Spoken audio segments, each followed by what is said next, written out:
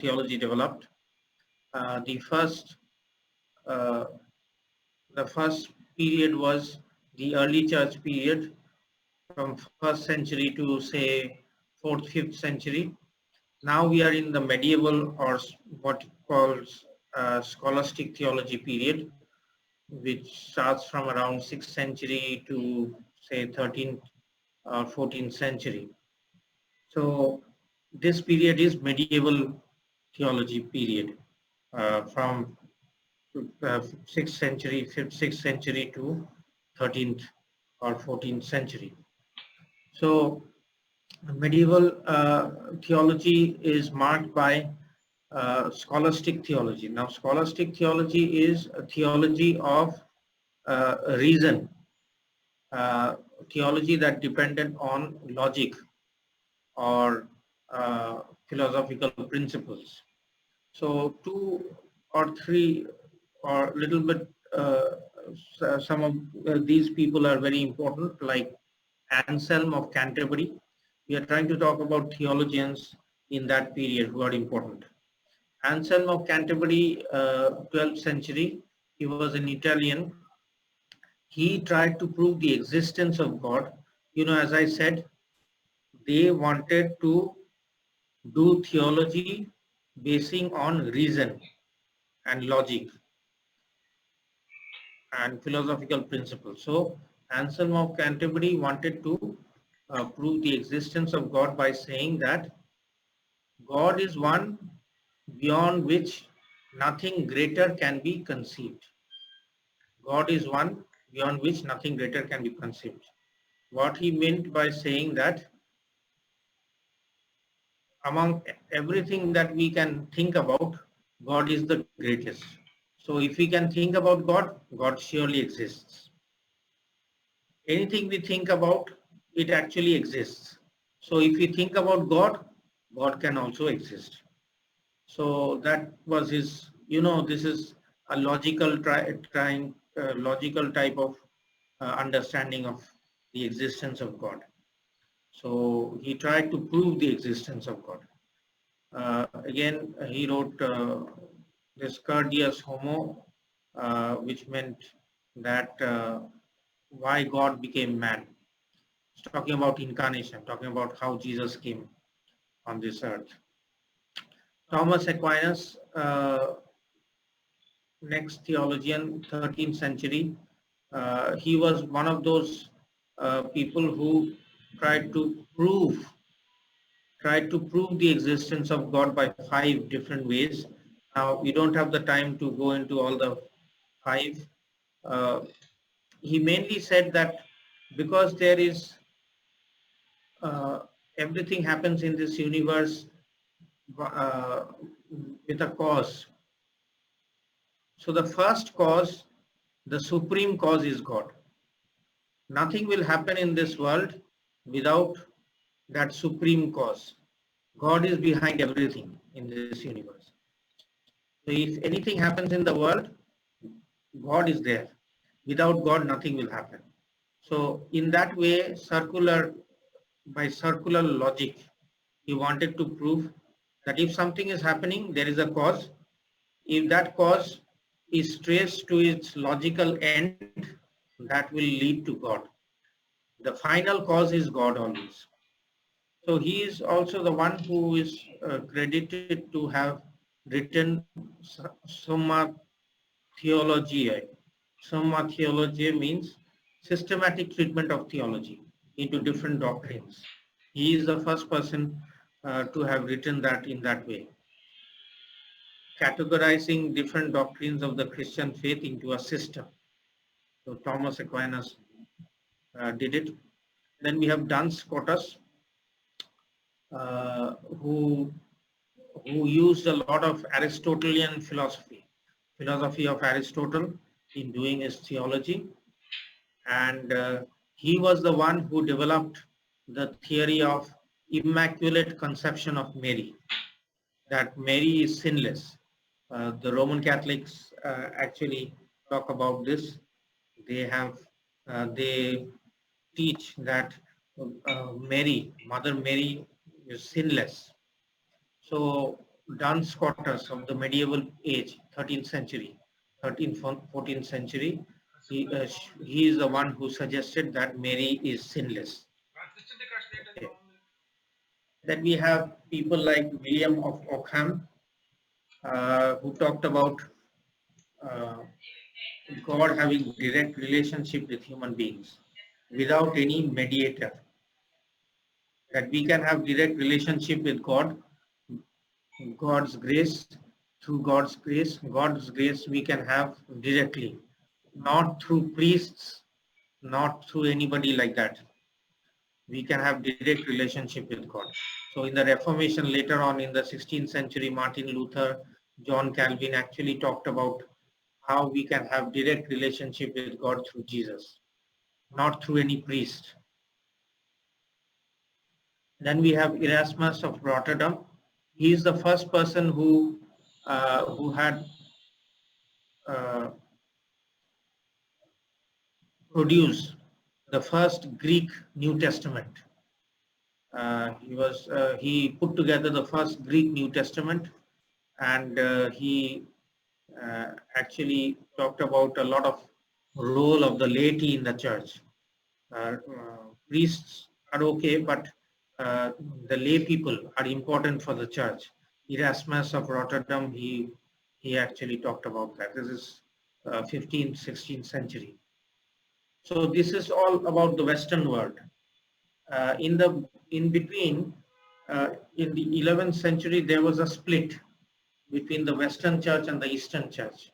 Eastern Church was the Byzantine Empire, the Greek Empire, and all uh, in those eastern regions of the world. So Eastern theology is a little bit different from the Western theology. Eastern churches, like the Orthodox churches, they do not much talk about systematic theology.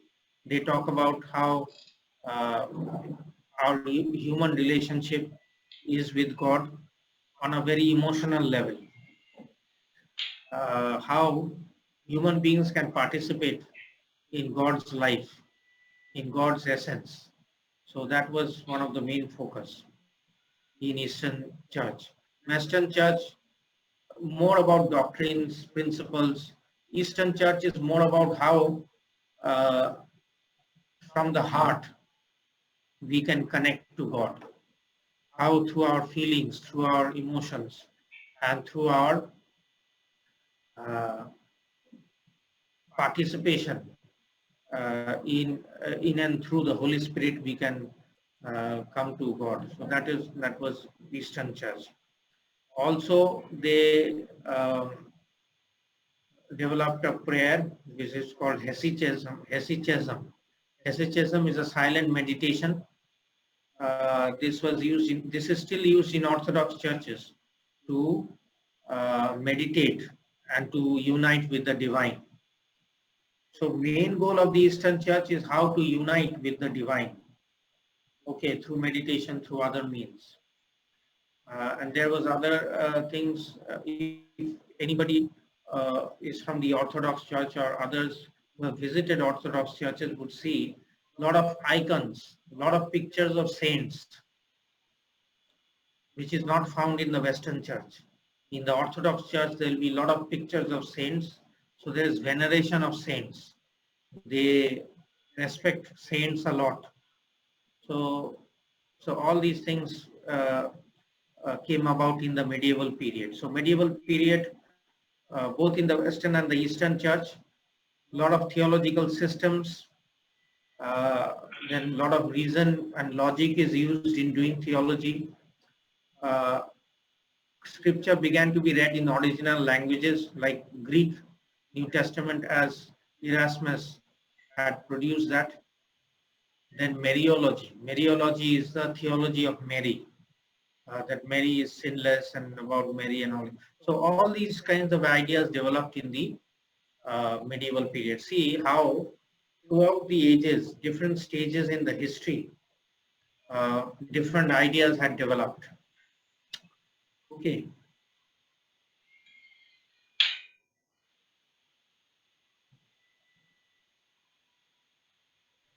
Um, now, now I should have written here, this is Protestant Reformation. This is your next topic. So Protestant, now this is Protestant Reformation, which I'm going to talk now. Protestant Reformation started around 1580 to 1700, around that time. What had happened was it gave rise to Lutheran churches, depending on Martin Luther. Then it gave rise to Anabaptism, Reformed churches, all these things. Reformed churches, Lutheranism, all these things it gave rise to. Now, the main understanding of the Reformation is that you go back to scripture. Now, what had happened during the medieval ages, the church used to control everything. The church used to control even the interpretation of scripture. So there was a lot of power and authority with the church. Whatever the church said, people used to listen. The individual believers hardly had access to Bible because earlier the Bible was translated into Latin, and that Latin translation hardly people used to understand. Even in the worship, they used Latin, and there were a lot of wrong practices in the church, in the Catholic Church. That time it was not Roman Catholic or Protestant because it was undivided church.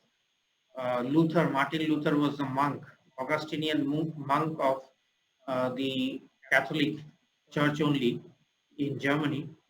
So he saw that there is lot of wrong practices going on in the Catholic Church. Like, for example, the sale of indulgences. Sale of indulgences are some sort of a forgiveness given by the church when you give more money to the church, you will get to heaven quickly after you die. There is a sort of idea called the purgatory. So you don't have to spend much time in purgatory after death. You will quickly go to heaven after death if you pay more money to the rebuilding of the cathedral. Okay, St. Peter's Basilica, which is still there in Rome. So all these different practices and the priests were corrupt. A lot of dark things were happening. So Martin Luther, actually in 1517, in Wittenberg, he wrote these 95 theses and posted it in the wall of the church, in the door of the church in Wittenberg in Germany. So from that, the Protestant movement started, and in 1529, a lot of German princes and 14 cities protested against the Diet of Speyer. Diet of Speyer was a Roman Catholic council which condemned Lutheranism. But a lot of princes during that time, 14 cities altogether came together to protest against the Diet of Speyer, the Roman Catholic Church. So slowly the Protestant movement started to gain ground, and it started as a reform movement. Now, a parallel movement started to happen in under the leadership of Zwingli in Switzerland and other parts. So, and it talked about how we should get back to the scriptures and reading of these scriptures in the original languages. Earlier, believers were not given access to the scriptures. Even people were burnt into death if they translated scriptures into English. Okay, a lot of people were persecuted for that. So Reformation started, and John Calvin was another person who was very influential. He was the founder. He out of his movement came about the Reformed Church, which is also known as Presbyterian churches, which are there now. So these are all part of the Reformed churches. So he wrote an important work, Institutes of Christian Religion. He wrote Institutes of Christian Religion, which is also a systematic writing of the Christian faith. So in Switzerland, in other parts of Europe, he did his revival or reformation against the Roman Catholic Church, and it broke away. It formed different Reformed churches in different parts of Europe. So some of the key developments in the Reformation was uh, starting a new Christian tradition basing on the scriptures. They had the slogan "Sola Scriptura, Sola Fide, Sola Gratia." What it means is that only faith, only scripture, uh, and only grace. Means earlier people used to say that the church will give you salvation. Reformation people said, no, salvation can be obtained only by grace through faith in Jesus Christ. Church cannot give salvation. Only through faith, by grace of God, in Jesus we get salvation. So getting back to scripture, which was neglected during the medieval period, that came about in the Reformation time. So the same thing I'm saying here is we are saved by grace through faith. And then there were a lot of teachings about the church which took shape during this time, especially the question of the Holy Communion. Whether Jesus is present in the Holy Communion or not, there was a lot of debate even among the reformers, Calvin, Zwingli, Luther and all.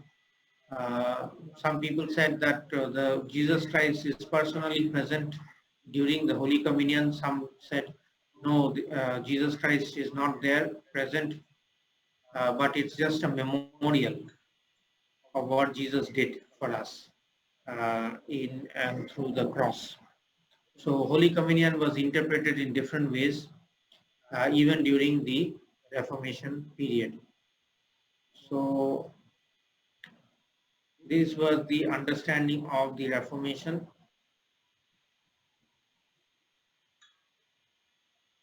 Now,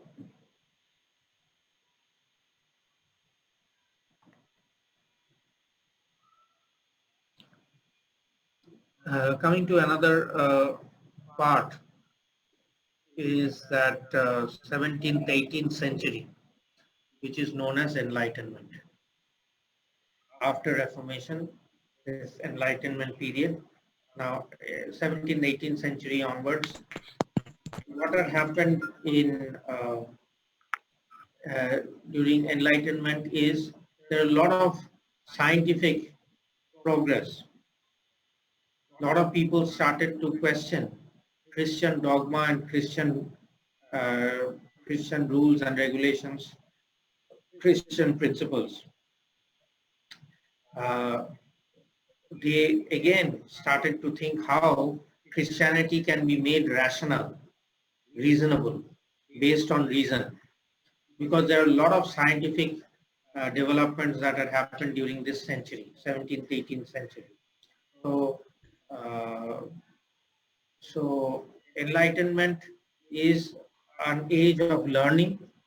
Enlightenment is an age of scientific developments. So people started to question their faith. Okay. Now Bible, Christian doctrines, Jesus, They were all put under scrutiny. Okay, for example, miracles and supernatural events, they were uh, brought into question. A lot of theories, like Augustine talked about original sin. We all have original sin, Augustine said. The sin that we inherited from Adam, that is called original sin. But in this time, people started questioning those kinds of ideas. That do we inherit original sin at all? Okay. Do we actually believe in original sin? Then there were question of evil. Earlier, people used to accept that evil is present in the world. But in this time, during enlightenment, people started to question, if there is evil, is God powerful? If there is evil in the world, is God supremely powerful? Is God almighty? So all these questions during enlightenment people started to ask, because people started learning more about the world and about other things. They even talked about how much of Jesus is historically true. Whatever we find in the Bible, how much of Jesus's life is historically true. So there was a looking for what is historical Jesus. They made a distinction between historical Jesus and Christ of faith. What we believe about Jesus Christ may be different from what Jesus Christ actually was in history. So people started separating Jesus of history and Christ of faith. So all these things. Okay. So this is enlightenment is an age of reason, age of questioning. Okay. So that we must keep in mind.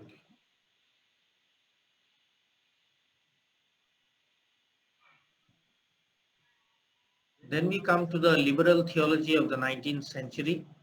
So 17th, 18th century, we have had enlightenment, which is followed by liberal theology. Now, what is liberal theology? Liberal theology uh, actually, uh, the term liberal refers to theologians like Schleiermacher and Paul Tillich, who talked about our theology should be related to the secular world. Secular ideas should be interacting with our Christian theology. So that is one aspect of liberal theology. Theology should not be inclusive in the exclusive. Should not be with its own. It should interact with the secular world. So likewise, in this period of liberal theology, doctrinal formulations like the original sin are abundant, discarded.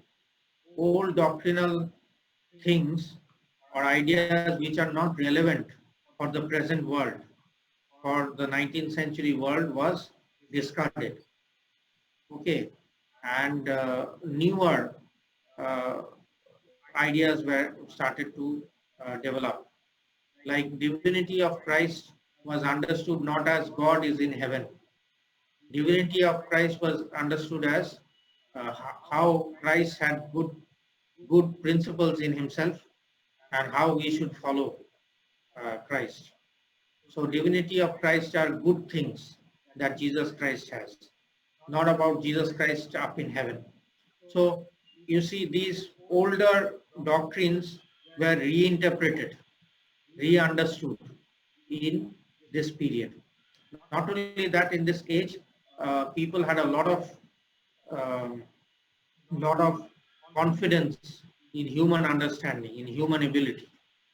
And liberalism criticized a lot of theologies that started in the early church.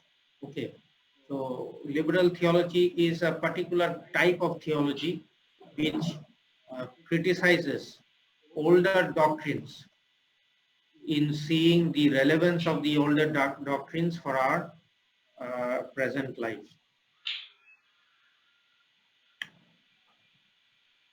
Now we can come to contemporary theology.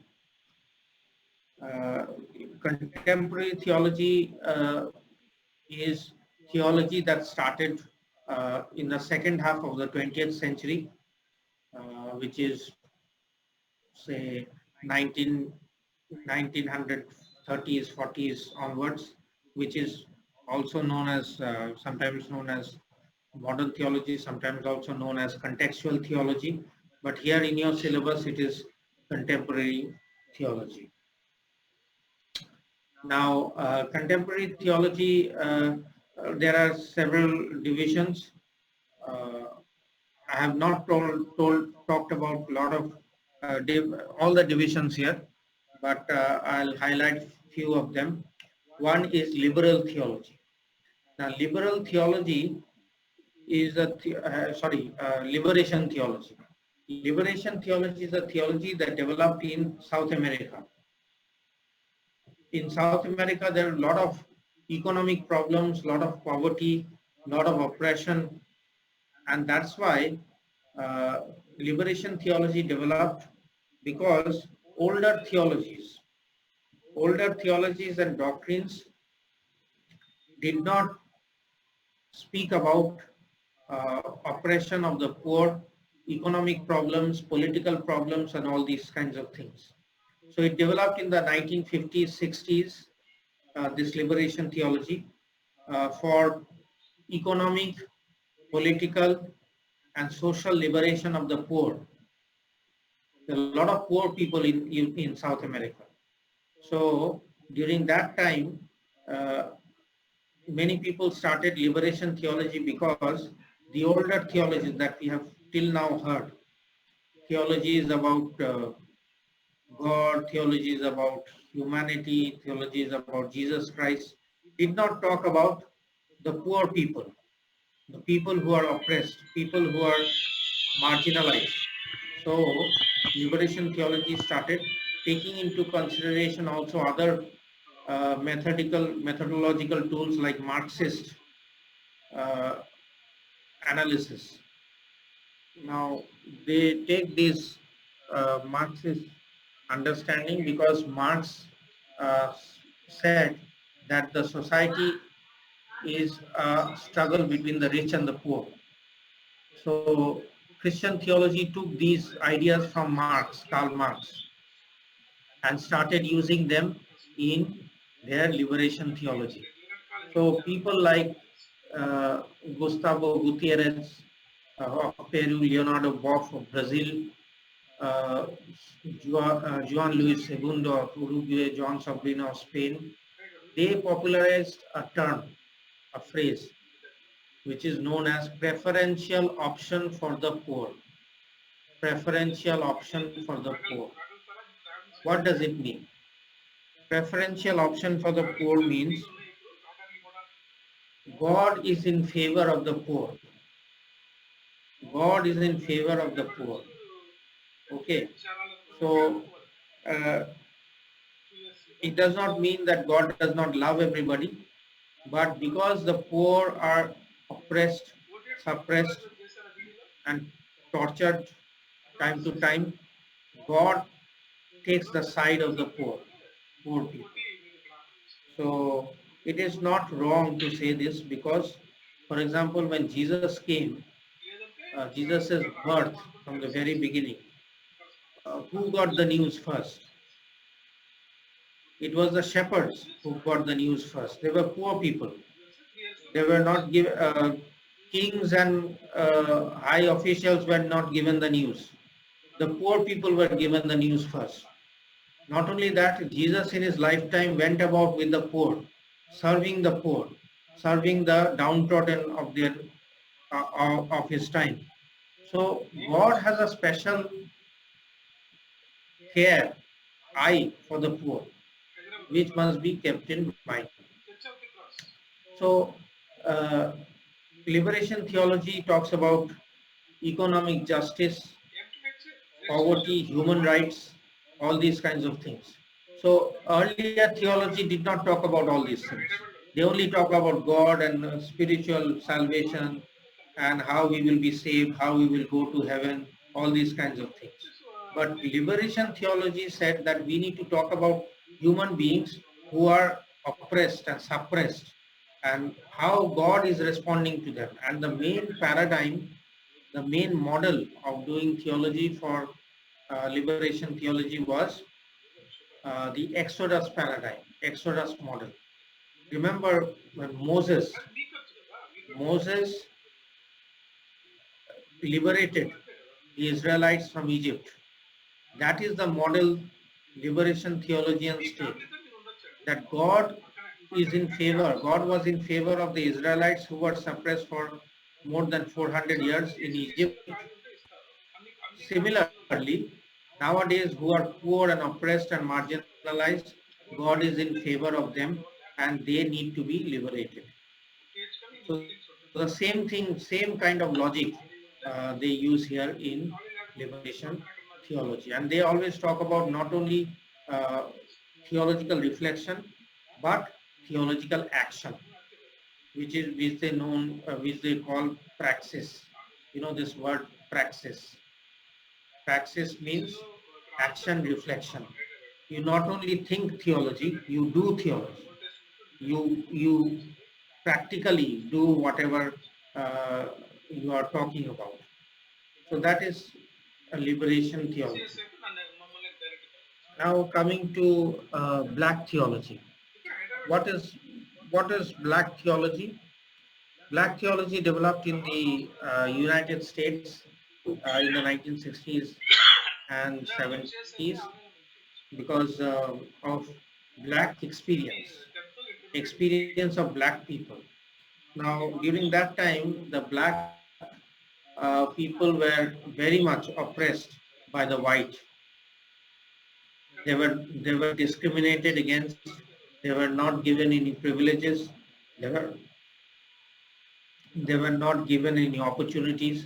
They were they suffered a lot, and that is why when liberation theology started, liberation theology also influenced people all over the world. It started from South America, then it influenced North America also. Because in North America, there is a lot of suppression of the blacks by the whites. Recently, this incident of George Floyd in America, who was a black person, was killed by a white police officer. And there were a lot of protests in America recently, very last month only. And then it still goes on. The racial discrimination between the blacks and the whites go on. So liberation theology, black theology is one kind of liberation theology. They talk about God who is concerned about black people. God wants the black people to be liberated from this kind of oppression. So black theology talks about black struggle for liberation. Okay, and one of the important writers was James Cone. James Cone was one of the important writers who wrote this Black Theology of Liberation in 1970, and he talked about God being black. Even people in black theology talk about Jesus being black. Okay, Jesus being black. It's simply saying that Jesus belongs to us also. Jesus is not only for the white people. Jesus is also for the black people and the colored people and others. So God's revelation in Jesus Christ is against racism. Any sort of racism cannot be tolerated in Christianity. Okay, so black theology talks about how black people can be liberated from white racism. Okay, so this is see what I'm giving you are very small, just brief ideas. You have to go back into different sources, books and all that to supplement whatever I have said. These are all very brief notes about these things. Now, coming to another theology, which is called feminist theology. Feminist theology started also in the United States when women wanted equal rights in their workplace, in politics, in society. So they wanted equal rights with men because they are also part of the society. So slowly, this became a global movement. Earlier, they also talked about rights of voting. Earlier, women did not have rights of voting. Later on, they also talked about rights of voting. Now, in the last 40 years, they've become global movement, and it includes cultural, political, religious perspectives. Women want to see that God also understands women's struggles in the society. See, we live in a patriarchal world, patriarchal society. We live in a society where male people dominate in society, in our workplace, in the church, everywhere. So the women want liberation from this. And that is why the feminist theology had started. People like Elizabeth Schulze, Fiorenza, all these people talked about women's liberation movement for social change, ecclesial change. Ecclesial change means change in the church. Earlier women were not given ordination. Now Protestant churches are giving women ordination. Roman Catholics, they still don't give ordination to women. Okay, so but it's a part of constant fight by women to be represented in the church and the society. They wanted to say that primarily the idea is God is beyond the male gender. Because Jesus is male does not mean God is male. Because Jesus is male does not mean God is male. Because God is beyond gender. We cannot put God into one particular gender. Earlier we used to think that God is male. But if we say that, we are actually trying to neglect the feminine images of God in the Bible.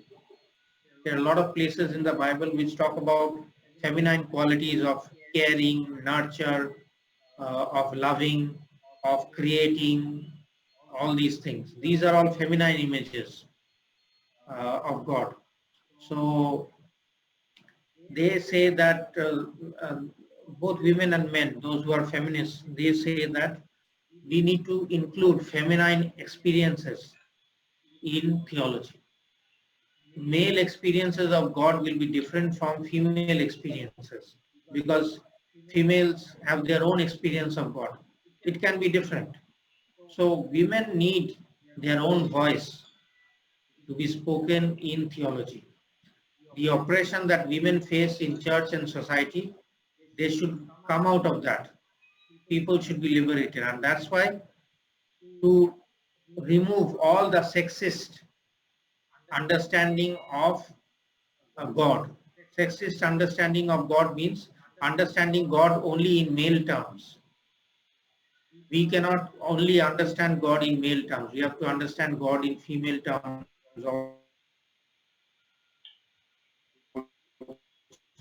So in that way, it tries to liberate women from oppression in whatever oppression it can be.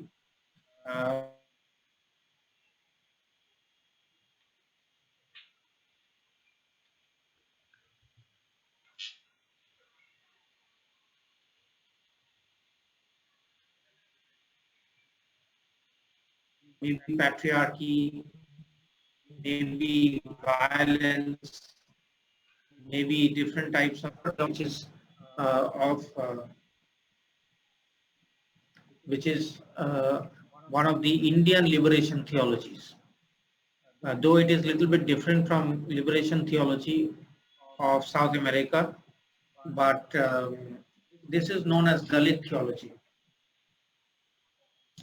Now, Dalit theology developed with the same logic as liberation theology had developed, because Dalit theology developed for the reason that traditional theology did not talk about the Dalits. See, we have 70% of Dalits are Christians are Dalits in India. 70% of Indian Christians are Dalits, and almost 20% of Indian population are Dalits and untouchables.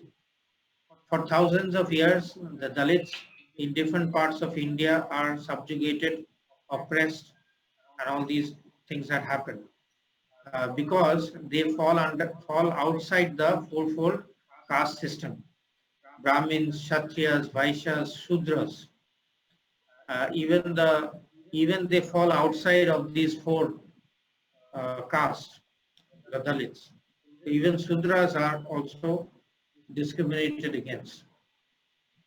So in the 1980s, Dalit theology developed.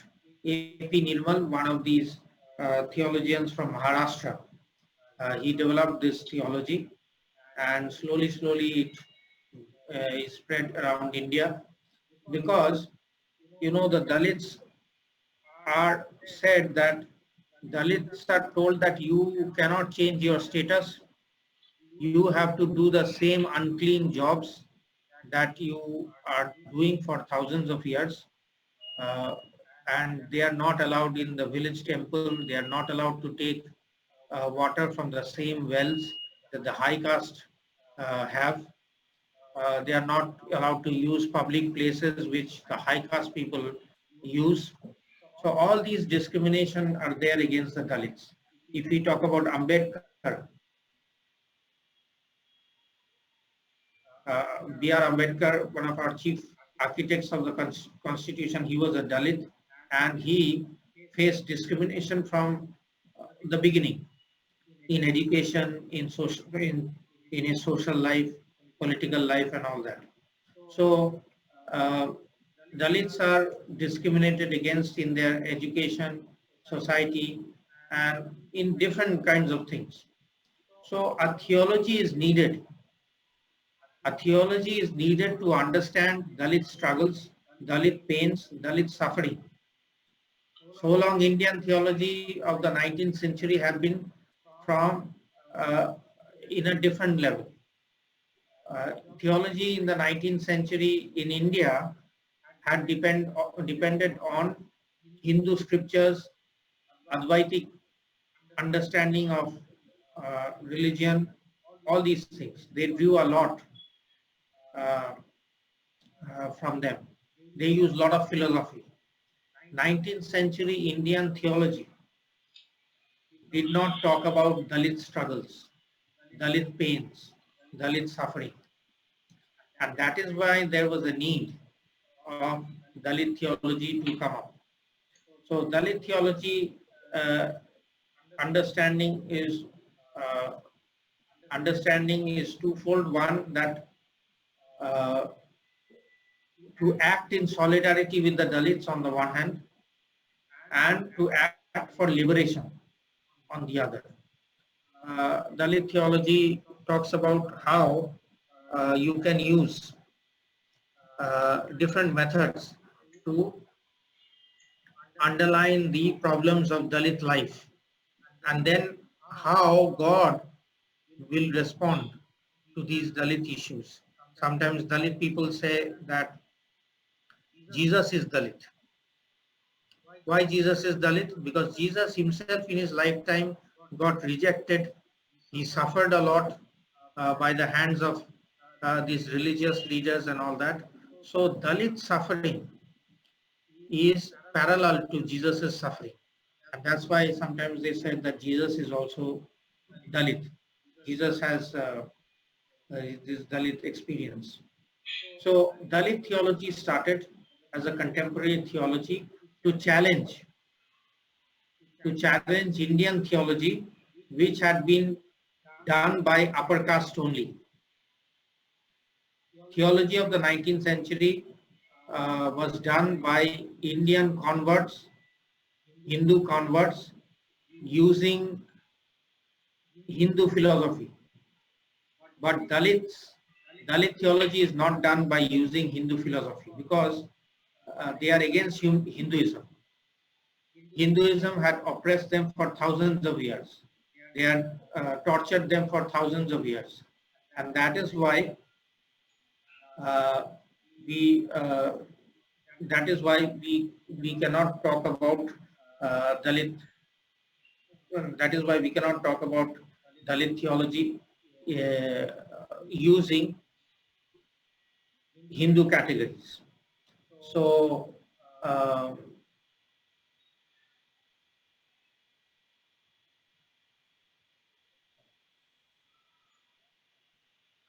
okay, so Dalit theology has been formed because